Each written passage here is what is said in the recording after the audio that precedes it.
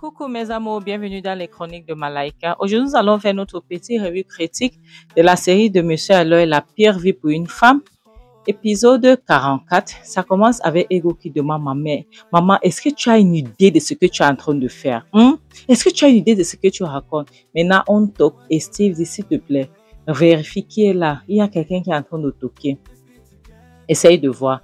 Maintenant, c'était James. Et puis, James vient, Ego demande, James, est-ce que tu as trouvé quelque chose? Est-ce qu'il y a quelque chose? Est-ce qu'il est revenu? Tu as vu quelque chose? James dit non, il n'est pas revenu. Personne jusqu'ici, personne n'est là. Personne n'est arrivé là-bas à la maison. Il n'y a personne. Ego dit, oh Seigneur, où se trouve ma soeur? Où est ma soeur Steve? S'il te plaît, je ne sais pas, essaye de passer les coups de fil. Tes connexions, Steve. Steve dit, tu sais. Et comme ça fait pas encore 24 heures, comme ils sont pas là, la police ne va rien faire. Il faut que ça fasse même 48 heures, mais je vais essayer de voir ce que je peux faire. Je vais envoyer mes agents secrets, mes agents spéciaux pour qu'ils essayent de sillonner les lieux pour voir ce qui se passe. Et puis la maman dit, tu vas faire quoi? Tu vas faire quoi? Steve, je te demande, pour faire quoi? Pourquoi est-ce que tu te mêles des choses qui ne te regardent pas? Tu ne vois pas que ça, c'est un truc entre mari et femme. Tu ne vois pas que frère, tout ce qu'il veut, c'est de récupérer sa femme. Pourquoi est-ce que tu ne peux pas laisser? C'est toi, depuis que tu es là, c'est à cause de toi que tout ce problème est en train d'arriver. Ego dit, maman, si tu ne fermes pas ta saleté de bouche là, je vais la fermer pour toi. Est-ce que tu comprends? Si tu ne me fermes pas ta sale bouche là, maman, je vais fermer ça pour toi. Tu vois Steve qui est ici là. Steve a déjà fait pour nous plus que ce que toi tu as déjà fait depuis que tu nous as mis au monde. Steve est plus un père pour nous que toi tu es une mère pour nous. Est-ce que tu me suis? Maman, tu nous as vendu, tu nous vends. Donc la prochaine personne qui est là pour nous acheter, tu nous vends. Tu as vendu ma soeur moins cher. Tu as vendu ma soeur moins cher à Fred. Tu n'as même pas eu de remords, rien. Et tu ouvres ta bouche pour parler. Tu regardes Steve qui est ici là. Steve est plus que toi dans notre vie. Cette maison que tu vois, c'est toi où tu vis. C'est Steve qui a pris ça pour nous. Steve m'a trouvé un boulot. Aujourd'hui, je suis financièrement indépendant grâce à ce Steve que tu demandes qui il est qui. Et toi là, tu as fait quoi? Tout ce que tu as pu faire, c'est de vendre ma soeur chez Fred. Tout ce que tu peux faire, c'est de vendre ma soeur. Et James dit que vraiment, ce n'est pas normal, maman. Comment est-ce que tu vas demander que Steve, c'est qui? Comment est-ce que tu poses la question là? C'est grâce à Steve que tes enfants sont bien aujourd'hui. Maman, pourquoi est-ce que tu ne peux pas protéger tes enfants? Pourquoi est-ce que tu ne regardes pas tes filles comme ce sont tes filles? Et la maman regarde-moi celui-ci aussi. Les gens me conseillent, lui aussi vient me conseiller. Toi, tu es qui pour parler? Tu viens aussi me conseiller. Frère, James dit, continue, maman. Toi, tu es une mère, tu dois protéger tes filles, mais plutôt tu es comme une poule, tu vois, qui rassemble ses enfants, tu vois, pour pouvoir les mettre là dehors à vendre. C'est ce que tu es en train de faire. Maman, pourquoi est-ce que tu fais ça? Et puis, la maman dit, fais-moi ta sale bouche là.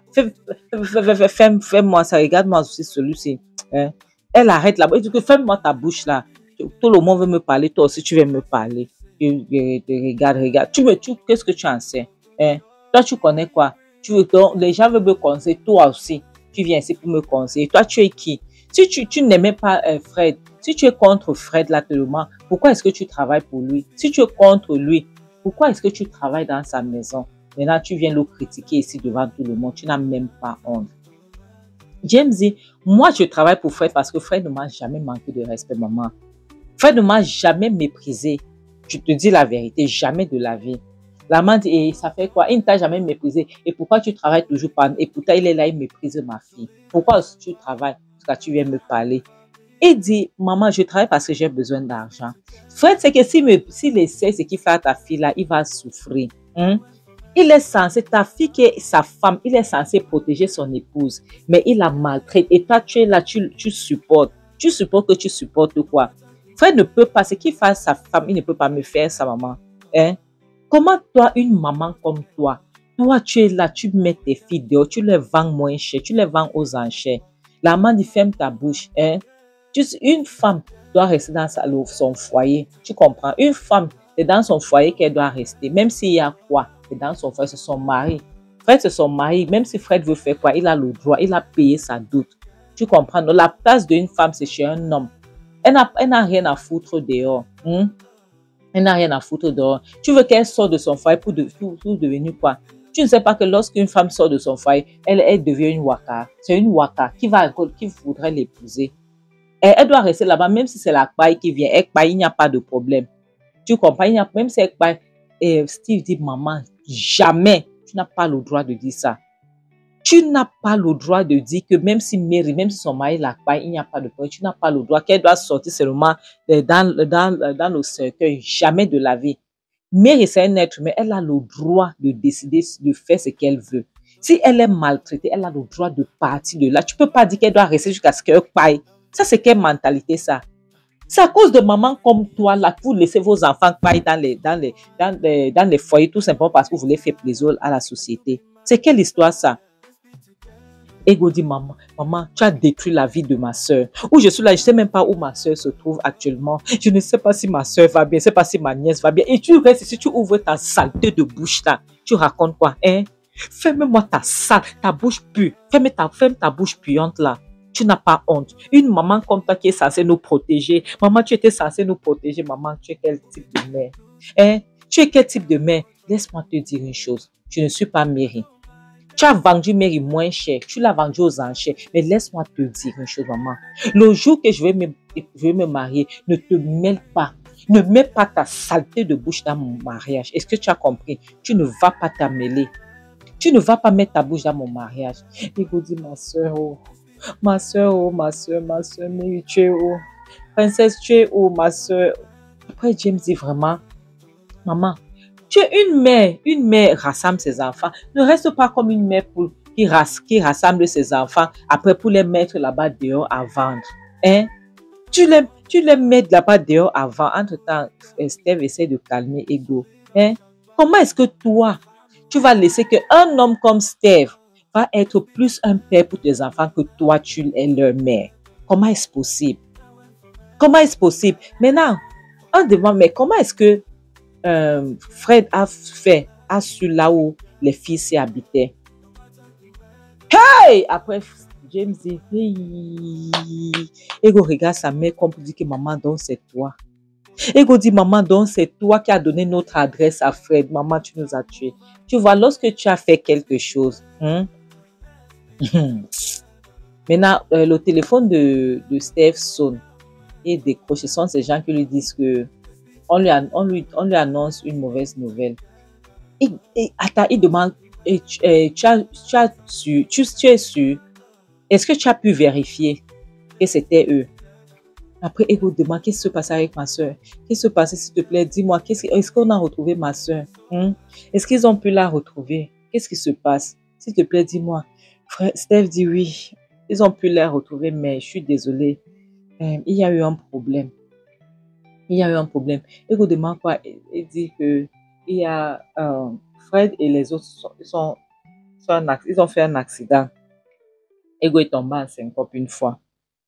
Dès qu'elle a appris que sa soeur était dans un accident, Ego s'est évanoui.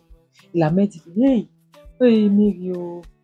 Après, Ego s'est évanoui. Hey, faites attention, oh. Hey, Ego, toi, tu viens de tomber maintenant, toi qui pèses comme le sac de patates. La maman, ce n'est pas normal. Elle dit, hey, Ego. Après, elle dit, James, s'il te plaît, apporte de l'eau. Après, elle dit, fais attention, elle pèse, elle va casser ton rein, elle pèse. La prochaine sonde montre quelques semaines plus tard. C'est la mère de Fred qui entre avec Fred, je pense, oui. Voilà Fred qui entre sur le fauteuil roulant. Sa mère arrête sa poche de pipi. Tu n'as jamais. Sa poche d'urine, tu n'as jamais vu. Tu n'as rien vu. Il est sur le fauteuil roulant, c'est bien ça. Après, il dit, hey, fais attention. James dit, hey, méfie-toi. C'est quoi ça? Méfie-toi. Tu ne me parles pas comme ça, madame. Tu ne me parles pas. Il dit, fais attention. Hein? C'est quoi ça? Fred, moi, je ne suis pas là pour ça. Hein? Je ne suis pas moi là pour ça. D'accord? C'est quoi ça? Tu vas devoir chercher à voir comment tu vas faire. Je ne peux pas m'occuper de toi en tant qu'un enfant. Il vient, je vais m'occuper de toi en tant qu'un vieillard. Je ne suis pas moi. La mère dit, James dit quoi? Ce n'est pas ton fils. Qu'est-ce que tu racontes comme ça que tu peux pas faire quoi? Tu peux pas. Et qui va s'en occuper? Elle dit, Mary doit venir s'occuper de son mari. Le mari, c'est pour le meilleur et pour le pire. Hein? Elle a bel et bien quitté son foyer, mais elle n'a pas quitté le mariage. Hein? Voilà son mari, maintenant, il a besoin d'elle. Il s'était occupé d'elle. Maintenant, c'est son tour de s'occuper de lui. Et puis, Fred reste là. Fred dit, j'ai besoin de Mary. Je veux que Mary vienne s'occuper. Il n'arrivait même pas à bien parler. Il dit que je veux que Mary vienne s'occuper de moi. J'ai besoin de Mary. Ta sale bouche. N'importe quoi. Et James dit quoi? Vous avez dit quoi? Mary, attends. Expliquez-moi, j'ai envie de comprendre quelque chose. Tu veux que Mary vienne s'occuper? Elle dit bien sûr, Mary doit venir s'occuper, c'est sa responsabilité. Le mariage, c'est pour le meilleur et pour le pire. Pas que pendant les bons moments, elle était là. Hein? Et maintenant qu'il a besoin d'aide, et qu'il a fait l'accident, elle doit venir. C'est son mari. C'est son mari ou pas? C'est sa responsabilité. Elle doit venir s'occuper. James dit, attends maman, s'il te plaît, explique-moi quelque chose. J'ai envie de comprendre quelque chose. Parce que là, comme je suis là, je ne comprends rien là. Donc tu essaies de me dire que Mary, qui était maltraitée, battue chaque jour là, qui était chassée, Fred lui faisait dormir à l'extérieur. Donc Mary doit retourner dans cette maison pour s'occuper de cette Fred qui est sur le fauteuil roulant. C'est ce que tu essaies de me dire. Maman, pardon, explique parce que je ne comprends pas. Donc vous voulez que c'est Mary qui doit écouter cette souffrance. Mary, qui n'est plus dans le mariage aussi, qui est partie depuis avant que l'accident n'arrive. La maman dit, ça fait quoi? Adieu, tu as vu quoi? C'est son travail. Ce n'est pas son mari. Ce n'est pas son mari. James dit donc, Mary, au lieu de partir en avant, hein, vous voulez qu'elle retourne en arrière. Maman, attends, dis-moi un peu. Qu'est-ce que vous croyez même que Mary là est? Que Mary est tellement, elle est bête, elle est un dindon. C'est ce que vous dites. Que Mary n'a pas de cervelle. Hein? Elle est sans cerveau. Elle dit, c'est Mary que je veux. Je veux que Mary vienne s'occuper de moi, c'est ma femme, j'ai besoin d'elle, ce n'est que elle seule que je veux. La maman dit, tu l'as suivi, non? Tu as suivi ce qu'il a dit. Tu as suivi ce qu'il a dit, il dit qu'il veut sa femme. C'est sa femme qui veut, il ne veut personne d'autre que sa femme. Donc Mary doit venir. Tu as vu, non? Mary doit venir s'occuper de lui. Hein? C'est son boulot. Elle n'est pas la femme pour rien, pas dans la bouche. Tu vois dans l'état où il est, c'est son travail à elle. Oui, c'est son travail.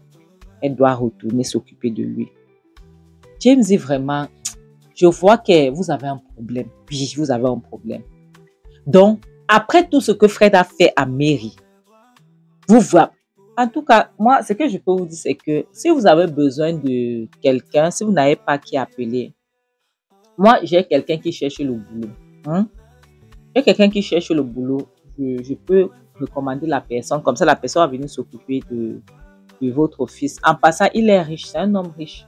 Il peut payer qui il veut pour s'occuper de lui-même. Il n'a pas besoin de Mary. Donc, il peut faire ce qu'il veut.